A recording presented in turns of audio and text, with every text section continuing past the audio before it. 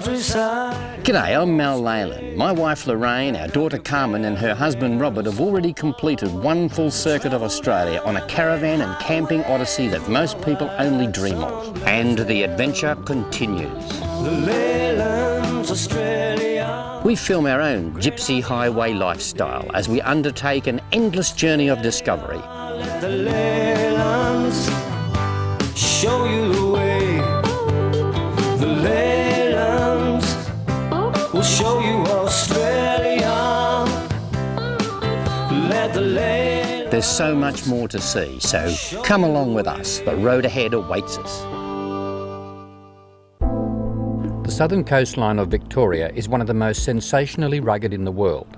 In the middle of the 19th century, the fledgling colony was fearful of losing some of its population to New South Wales, where the recent discovery of gold in Bathurst had created Australia's first gold rush. Gold was also found in central Victoria, and it was so plentiful it reversed the population flow north. News of the rich goldfields spread all over the world, causing a massive gold rush on a scale never seen before. Some of those hopeful immigrants weren't legal. Many Chinese landed at remote ports on the coast to avoid an entrance tax of £10. They trekked across country to reach the goldfields and the expectation of a prosperous future. Our great caravanning odyssey now takes us away from the coastline to the goldfields too, and the Murray River. Along the way, we'll see some gold nuggets, meet a wildlife artist, come face to face with more than 100 dingoes, visit a couple of self-sufficient rug weavers, take a steamboat ride along the Murray River, and camp in the Barmah forest of river red gums. The gold rush was triggered when an Irish shepherd, James Esmond, found gold in Clunes Creek in June 1851. Now, within 6 months, the population of Victoria had grown from 97,000 to more than 500,000. The goldfields were swarming with diggers, and Ballarat is the undisputed capital of the goldfields. After all, it did give us the world's largest gold nugget. Visitors can get a feel for those hectic days at Sovereign Hill, a recreation of the 1850s so authentic it's like a time machine to the past.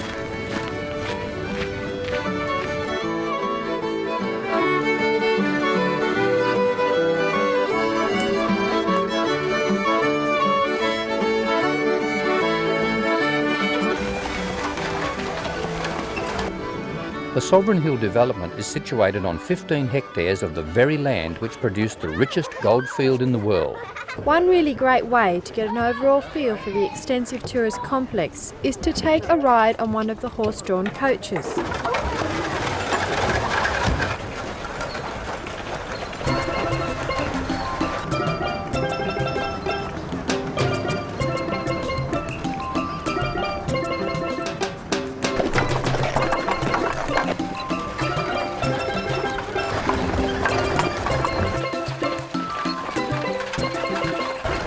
The action at Red Hill Gully Creek is an authentic representation of the hectic scenes which confronted the thousands of hopeful diggers who came here. The creek does contain gold, and it's possible to find it with a gold pan.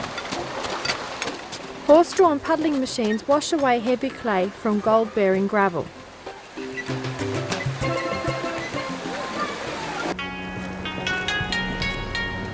A legacy of the thousands of Chinese miners who came to Ballarat is the temple. Dedicated to Quan Gong, the warrior god, this temple is used by the local Chinese community of the district. Offerings of food are made here every day. When it comes to food, none is more popular than the freshly baked pasties and pies cooked in the wood-fired oven every day.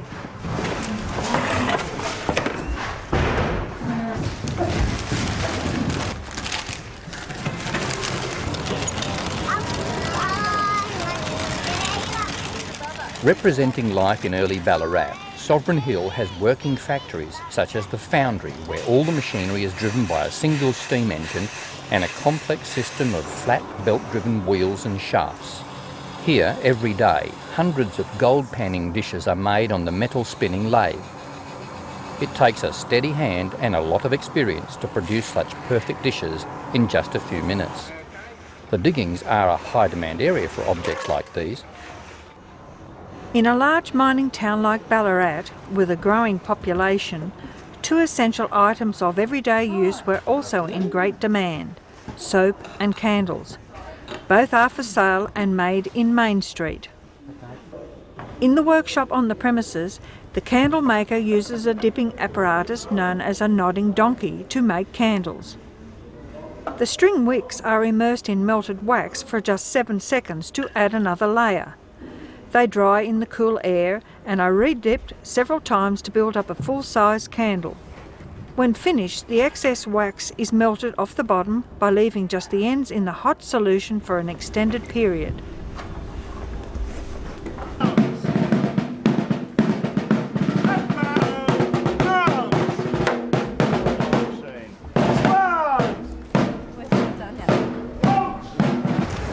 Three cheers for our Regal Majesty Queen Victoria and the brave men of the 40th South Somersetshire Regiment of Foot. Hip hip! Hooray! Hip hip! Hooray! Hip hip! Hooray!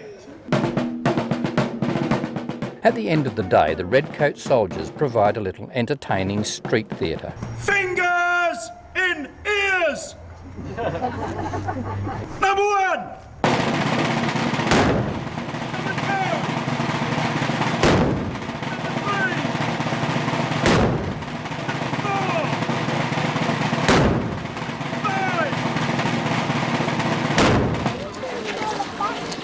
By night, the theatrical presentation resumes with a graphic depiction of the 1854 rebellion of the miners, which many people hail as the birth of Australian nationhood. The Echuca Rebellion saw the raising of a new flag depicting the stars of the Southern Cross. The rebels were crushed by the authorities, but the Southern Cross ended up on our flag.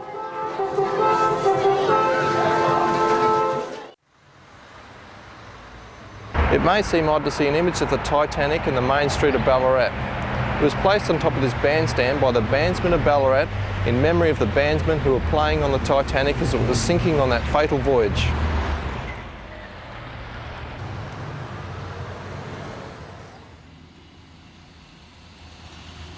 At the Botanical Gardens in the middle of town is an avenue of statues representing each of Australia's Prime Ministers. The bronze portraits line the sides of Horse Chestnut Avenue and include every Prime Minister from number 1, Edmund Barton, to our present serving Prime Minister. The setting is beautiful and is only just one small part of the extensive Botanical Gardens. A walk along the avenue is an enlightening stroll through our political history.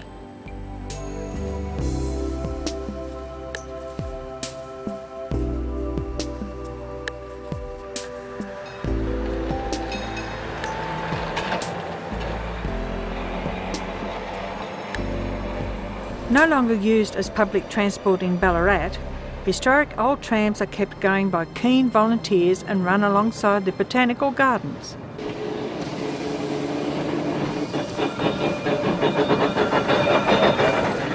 The shores of the adjacent Lake Wendouree offer a quiet and tranquil escape from the hustle and bustle of the city, and has been so since the original swamp was improved in 1864 to beautify the city. Ballarat was built off the riches of its goldfields, so no visit is complete without a chance to see some genuine gold nuggets. A great opportunity to view, handle and even buy one is available at the Gold Shop in the old Mining Exchange building. Owned and run by Cordell Kent, this is the place to buy a nugget or even sell your own gold, if you're lucky enough to have found some. Plenty of gold is still being found, according to Cordell. That little parcel of gold is a parcel of natural gold nuggets worth about $1,500. It's just been dug up in the last week by local prospectors. It's all come up out of the ground around Ballarat. 23.5 carat natural gold.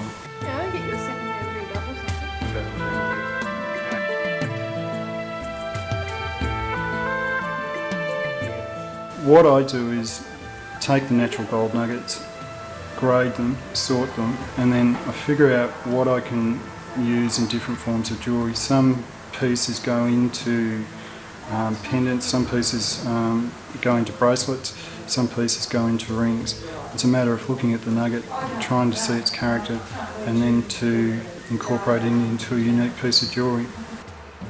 Some nuggets are just too large or valuable as specimens to use in jewellery. These are left as nature made them 400 million years ago.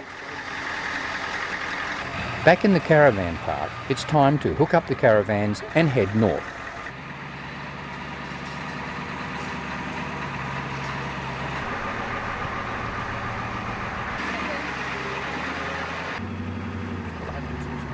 Next stop, Daylesford. At the Leylands, show you the way. On our journey through the goldfields of Victoria, we leave Ballarat and move on to Daylesford. Originally known as Wombat, Daylesford is a charming village which came into existence on the wealth which came from gold mining. The gold was in limited supply, but the town survived on the apparently unlimited supply of natural mineral springs. It is the heart of spa country. We decide to base ourselves in the van park right on the edge of Jubilee Lake, one of Daylesford's most delightful recreational areas. The lake was constructed in 1860 as a water supply for the goldfields. At one stage the lake was drained so gold mining could take place within its boundaries. When the mining was over, it was refilled to become a pleasant recluse for bird life and people wishing to simply stroll around its picturesque elm tree perimeter.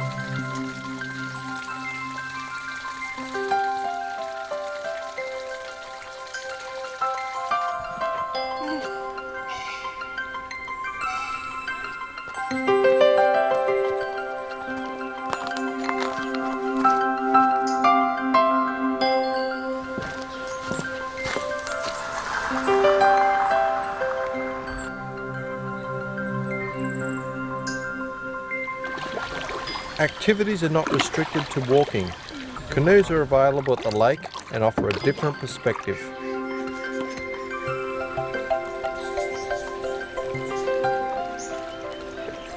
Leaving our caravans at Daylesford, we explore the spa country region around the district.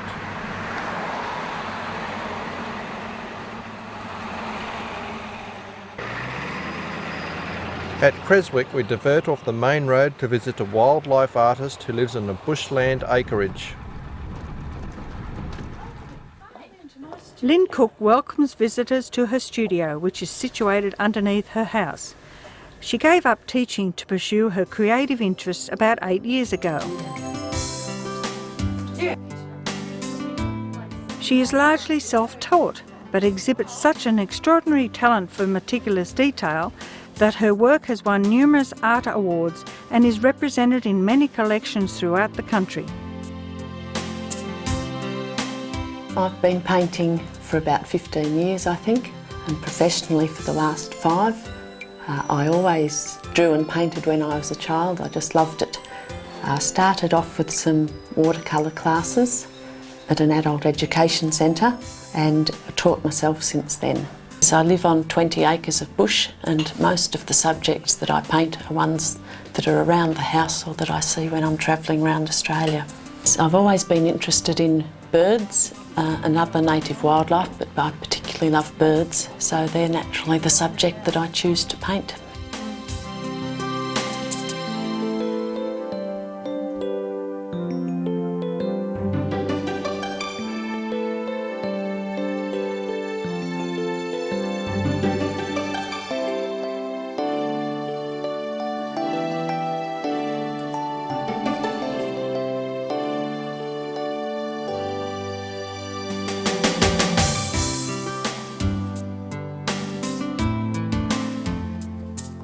No visit to spa country would be complete without sampling a natural spring, so we drop into Hepburn to try the mineral water. The word spa originates from the Belgian town of Spa, which has been famous for its mineral waters since the 14th century. That's enough. Ugh.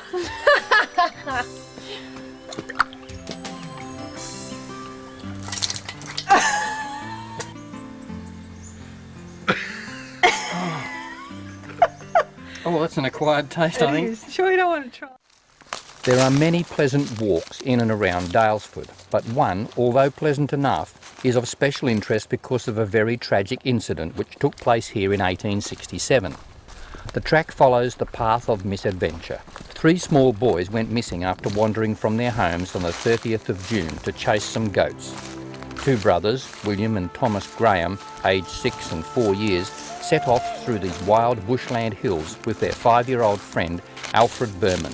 When the call for help went out, businesses were closed and a full-scale search of the bush was undertaken. Thousands scoured the rugged country in the dead of winter, but without result.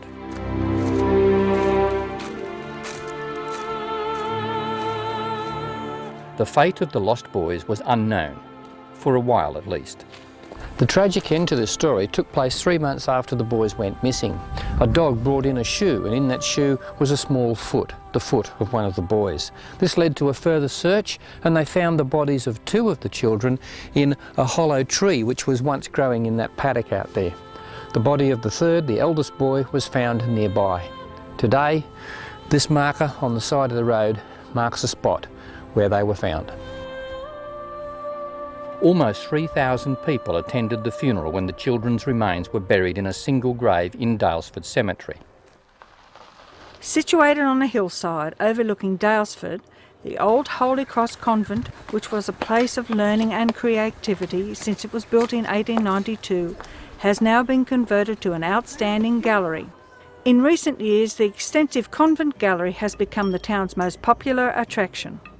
A walk through the old building, which once served as the nuns' home and place of learning for both day pupils and boarding students, is a walk through an amazing collection of varied artworks. The object of the gallery is to provide a place to showcase visual art of all types in a vibrant living atmosphere. Displays are carefully arranged in 7 separate but merging galleries. Works include traditional and contemporary paintings, prints, glassware, pottery, sculpture, jewellery, furniture and textiles, all created by national and internationally renowned artisans. One of the nuns' bedrooms has been preserved and furnished in its original state as a reminder of the building's rich heritage.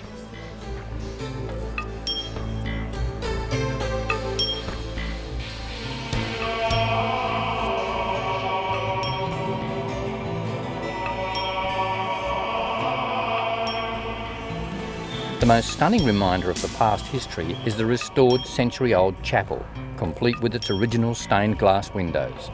It is still used today for weddings.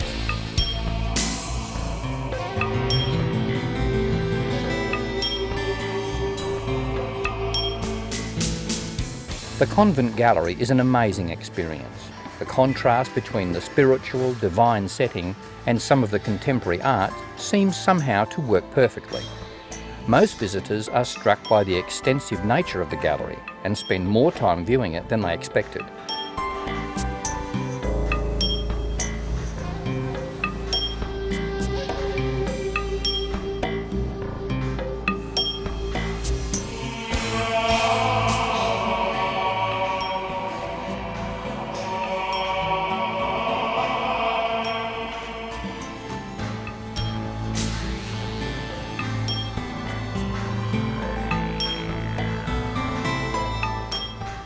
At the end of the day, most people relax in a Mediterranean-style cafe, an unexpected gem in the goldfields.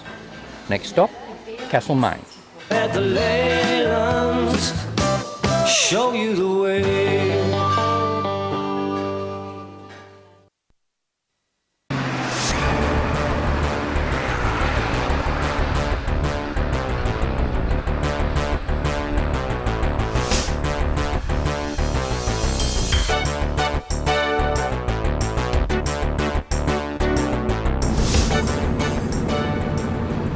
On the outskirts of Castlemaine is an opportunity to come face to face with a dingo. Not just one, in fact there's over 100 of them here in this enclosure. It's a dingo farm, they breed dingoes here and you get a chance to pat them too. But whatever you do, don't touch the fence, it's electrified. Once inside the fence, we don't just see the dingoes in their own enclosure, we're inside the enclosure with the dogs. All the animals, except for some breeding pairs, are allowed to roam free on the extensive property, and this is part of the appeal.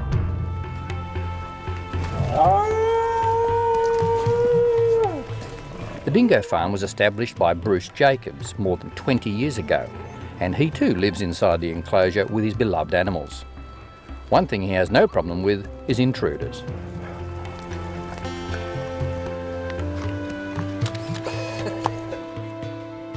It has taken Bruce a large part of his life to have the laws changed so that dingoes may be kept legally as pets in Victoria.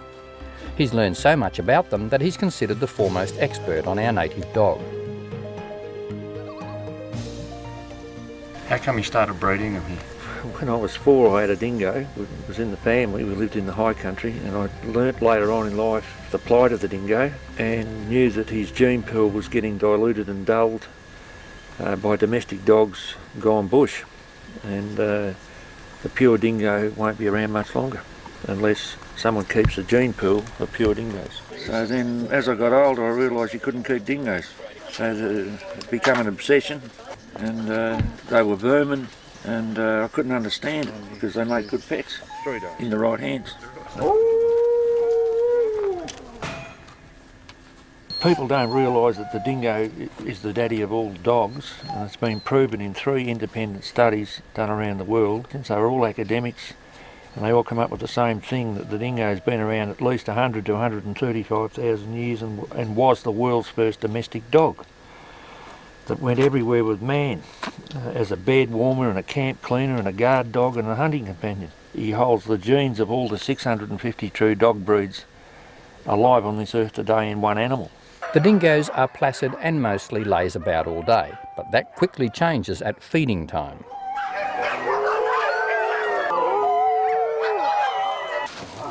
"140 kilograms of minced chicken meat draws a pack like nothing else can."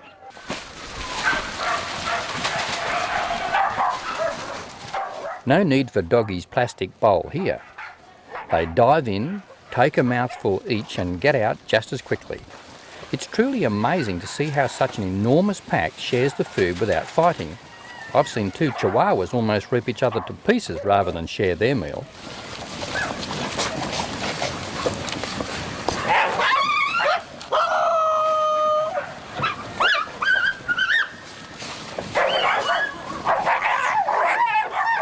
This is one of the most extraordinary scenes we have witnessed in a lifetime of travelling Australia. Dinner's over in 20 seconds. Then they revert back to lazing around. Well, if you ever want a chance to pat a real live dingo, this is the place to come. Next stop, Morgan. Show you the way.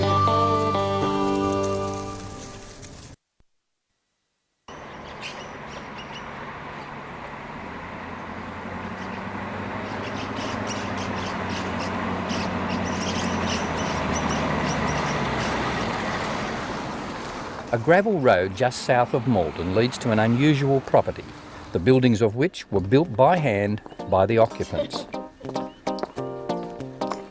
They came here in the 1970s to try and survive as woolen rug weavers and live an alternative lifestyle. Mandy and Ron Heath have made a success of their venture by developing the 40 acres of land, growing their own sheep for the wool, and building their home stone by stone in the manner of the pioneers who came this way a century before. The land was all they had, apart from their dream to live off it. They battled droughts, doubters and economic hardship, but have managed to raise 4 children and have a satisfying and fulfilling life. Well, we arrived in Malden in about 1974, having come from the gorgeous area in the Dandenong Ranges known as Emerald. We just tripped over Malden and fell immediately in love with it. And all that was on this lovely little paddock was just an old stone dairy. No power, no water, no toilet. So it was a bit of a shock you know, because we had a proper house with electricity and things that we'd come from. So we set about building what you can see around here. We built onto a little cottage first, and the four of us lived in there. And we collected windows and doors and LED lights and things for quite a number of years and stored them in a couple of old railway carriages. I thought, well, you know, it's a pretty simple thing to build your own house, really. People who've done it for thousands of years, and I just went about it that way. Learned as I went, if you like. The old back to earth movement of the 70s, and but also we wanted to have enough land to run our sheep, because we were making and selling rugs at this stage, and we wanted to grow our own flock of sheep so that we could make a livelihood that way. And we did want to be fairly self-sufficient and grow our own vegetables and have our own orchard, and no luxuries, was there? I mean, no. It was pretty tough with food and even growing food. And well, I had a little single shot 22p rifle, you might call it, and so you couldn't sort of fire off lots at rabbits. I'd have to stalk the rabbits up and down the creek, and I'd take about 4 shells with me. And if that was, I'd swear I'd have to come back with 2 rabbits with that, otherwise they're getting too dear. Yeah. Oh, look, it was like being the Swiss Family Robinson. We were just in 7th heaven. I mean, it was like playing cubby houses for 5 years, with no mum and dad to tell you off. Fortunately, those times are behind them, and we're invited to join in a delicious evening roast. Beef, not rabbit. Some of Ron's chores are still much the same as they have been for a quarter of a century. Wood still needs to be gathered and split for the stove and heater. The setting seems idyllic now, but most of these trees were planted as small seedlings and had to be drip-fed with bottles of water throughout dry summers and droughts. The main house took years to complete and uses all manner of available building materials. The bottle walls allow light in and provide for unusual strength and variety. The main walls are made of local rock, some gathered on the property and others found in nearby quarries. All were laid by hand by Ron and Mandy. Inside the house is spacious and very livable. Most of the windows, doors and fittings don't match, but they're all sturdy and functional. The Heaths used whatever they could find. Even something as conventional as bricks found a place in the central bathroom. The ground level floors are either tiled or finished with slate. There are several levels to accommodate the natural fall of the building site.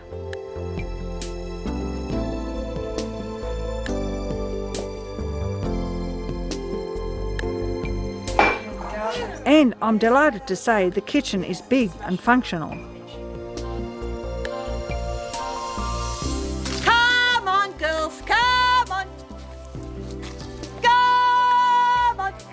Life on the Heath farm involves taking care of the all-important sheep, which provide their raw material for weaving. There's no need for a dog here. Mandy has a sheep well trained.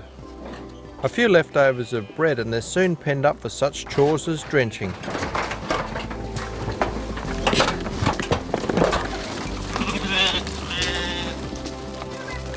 The original old dairy building, which once served as home for 6 while they built their house, is now used as their studio. It's here that they carry out most of their rug weaving. Ron prepares the hundreds of threads to string the looms, and these days Mandy does most of the weaving.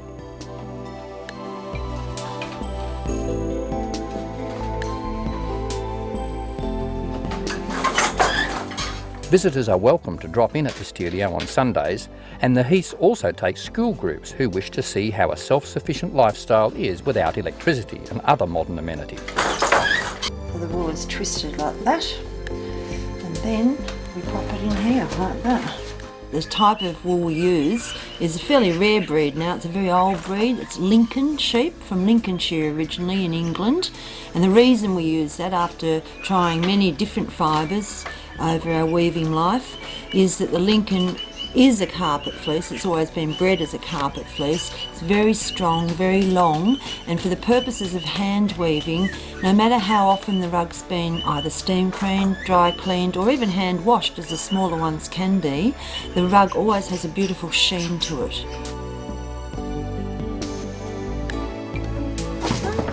Yeah. Without the rugs, Ron and Mandy could not have made it all happen. There's always been a market for these exquisite hand-woven woolen rugs, and the income from these has kept them going. Of course, it takes a special kind of supporting relationship and determination too, which is why so few who have tried have succeeded like the Heaths. Ron and Mandy have their own shop in the main street of Malden where they sell their product. At the moment, everything in the shop is already sold, so I decide to place an order. Mandy can take her time making it. We'll be in the caravan for a while yet, but one day Mel and I will settle down, and when we do, we can roll out the carpet. It's time to say farewell to some great friends in Malden and move on. Next stop, Echuca on the Murray River. At the Leylands, show you the way.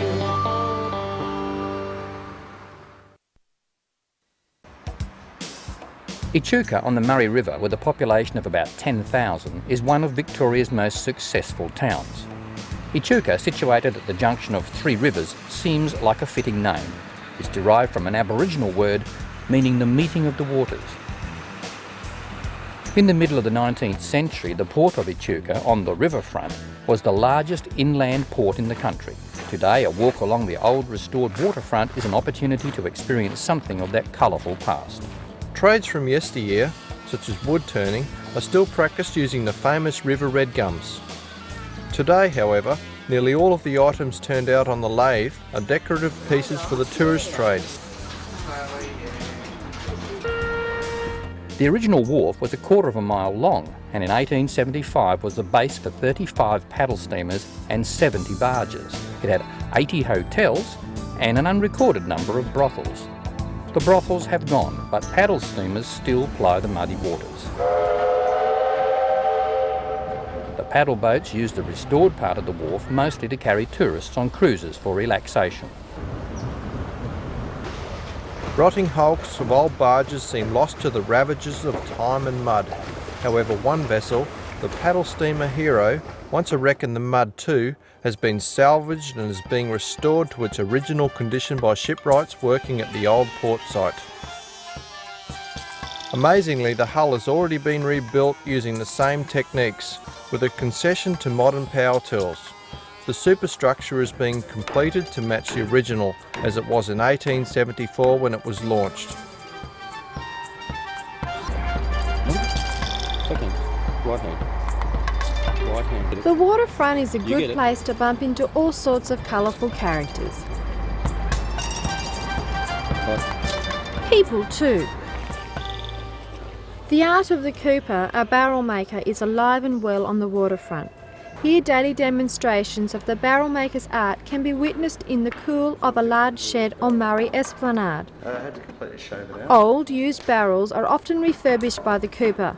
The valuable French oak barrels are much sought after by the wineries for the maturation of fine wines, including port.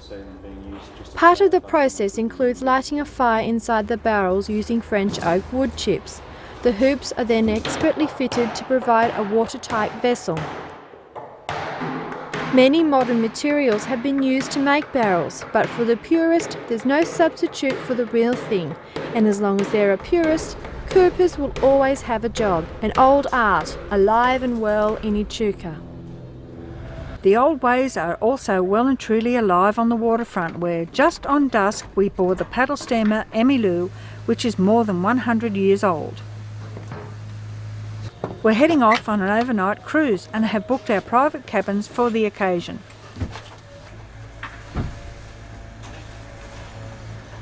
Even though it's midwinter, the warmth of the steam engine and the well-insulated cabins should keep the chilly night air at bay. When all the passengers are accounted for, we cast off and the engineer stokes the old wood-fired boiler to keep up the steam.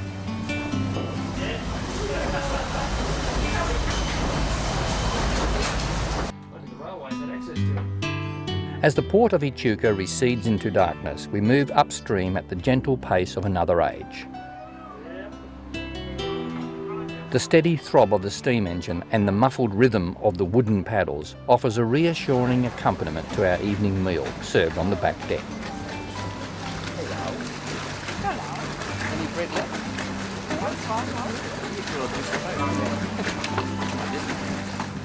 Even the entertainment is of an earlier time. We tie up to the bank for a campfire chat before retiring for the night. No.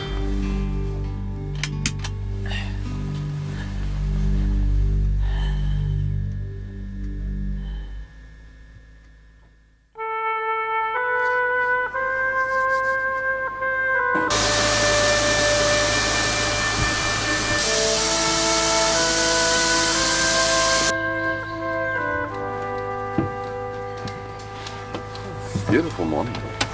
Morning on the Murray brings crisp, cool air, a light mist on the water, and lots of activity in the boiler room.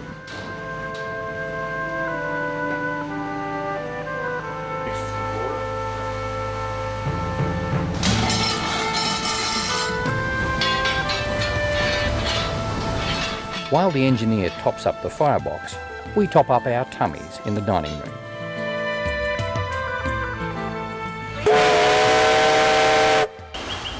Time to cast off and return to Echuca.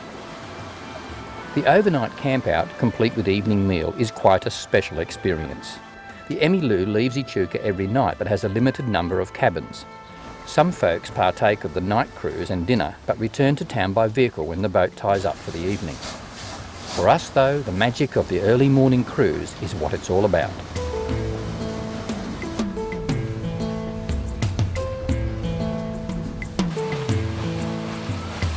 This is as close as we can get to travelling back to days when the Murray River was like an inland highway carrying goods of trade to and from the pioneering settlements.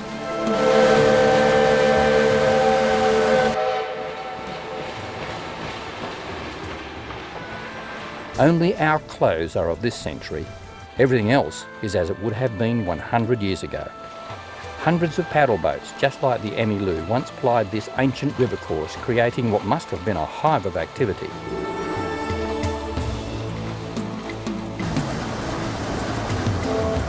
Even today, the port of Echuca has the largest gathering of paddle steamers in the world.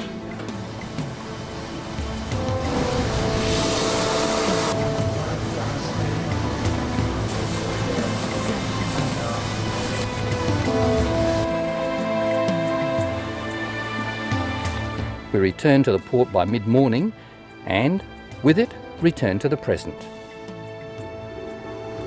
Next, we camp in the Barmah forest. Let the Leylands show you the way.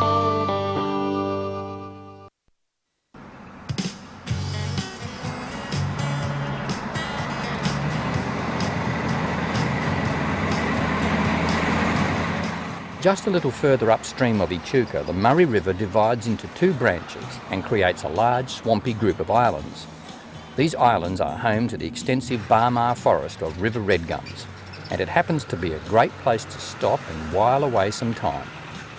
The Barmah has an extensive network of access tracks, many of which lead to great isolated camping spots. Chili's boiling. Okay, I'll take it off. These forests are riddled with smaller creeks which feed the Murray River. It seems amazing when you look at a creek like this to think that at one time it was teeming with fish and leeches. Now in 1855 an enterprising bloke came this way and decided to start harvesting both of them. His name was Joseph Rice. He later became known as Governor Rice around these parts. He sent the leeches to London and 3 tonnes of fish per week to the Dingo goldfields. Today, as you enter the Barmah forest, you cross over this bridge here, which is known as Rice's Bridge.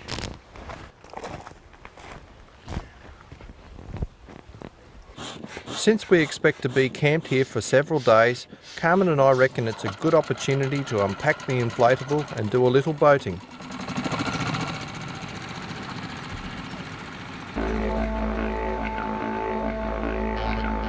A small dinghy like this is ideal for exploring shallow reaches of the Murray. This section of the river is reputed to be teeming with fish, but we just came for a look. Fallen trees, the roots of which have been undermined by flooding high waters in the past, provide a tangled obstacle course. The current can be surprisingly strong in places. Glimpses of wildlife and the freedom of the empty river are invigorating.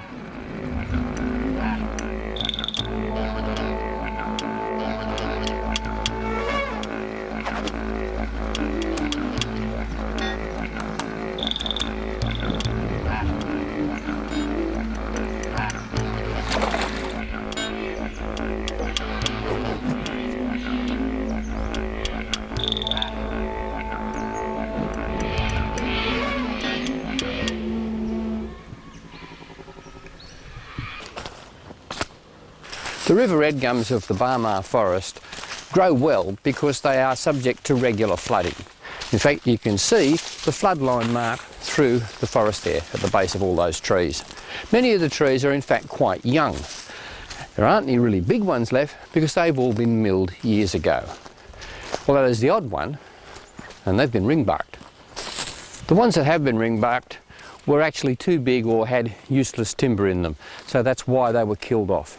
By doing this, killed off those big trees, but it did allow the younger saplings to grow up and create a new forest. The healthy river red gums have been sought after here ever since the region was first explored. The wood was used to fire the boilers of the paddle boats, and it was used to build substantial structures like the Echuca wharf. Today it is still milled. Much of the timber is used in the building and furniture industries, and some is used for railway sleepers.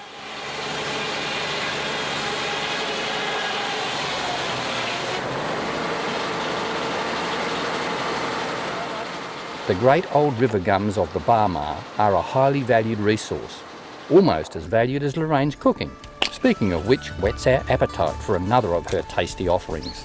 This is a simple recipe that can be made at home or on the campfire. It's curried egg. The first step is to boil the eggs. I'm using 8 eggs as there's 4 of us. After they're boiled for 10 minutes, take them off and let them cool down. While the eggs are cooling, I'm preparing a curried sauce. First ingredients are 2 tablespoons of butter, which I need to melt. To the butter, add 2 level tablespoons of plain flour. Stir it round to combine it. Then return it to the heat for about a minute, but don't let it brown. Stir in a teaspoon of curry powder. Remove it from the heat and then slowly add in 600 ml of milk, stirring to make sure it mixes in. Make sure you get all the lumps out. Return it to the heat and keep stirring until it's thickened. While the sauce is thickening, I'm peeling the eggs, slicing them up and then adding them to the curry. Carmen, can you bring me the sauce over and I'll add these eggs to it? Great, thanks. Just need stirring the egg through, heating it up slightly just to warm the egg up. Yum. This was my favourite meal when I was a kid. It's ready to serve on hot buttered toast. You've done it again, Lorraine. A delicious way to end our stay on the banks of the river. Tomorrow we pack up and move along on our great caravanning odyssey. The adventure continues in New South Wales. Next on Leyland's Australia, we enter New South Wales and take a ride on the wild side. We explore the haunts of Ben Hall, the bushranger, see the oldest slab building in the country, meet up with a working team of Clydesdale horses, walk among exotic animals, try our hand at boomerang throwing in Dubbo, observe the heavens at Gilgandra, and walk along the grand high tops of the astounding Warrumbungle National Park. Next on Leyland's Australia. Countryside is on display. If you like our TV series, you'll love our travel magazine. It's called Leyland's Australia, it comes out every 3 months and it's in your newsagents in the travel section. Leyland's Australia, the ultimate travel magazine. Leyland's Australia, great Aussie holidays. Australia, let the Leylands show you the way. The Leylands will show you Australia. Let the Leylands show you the way.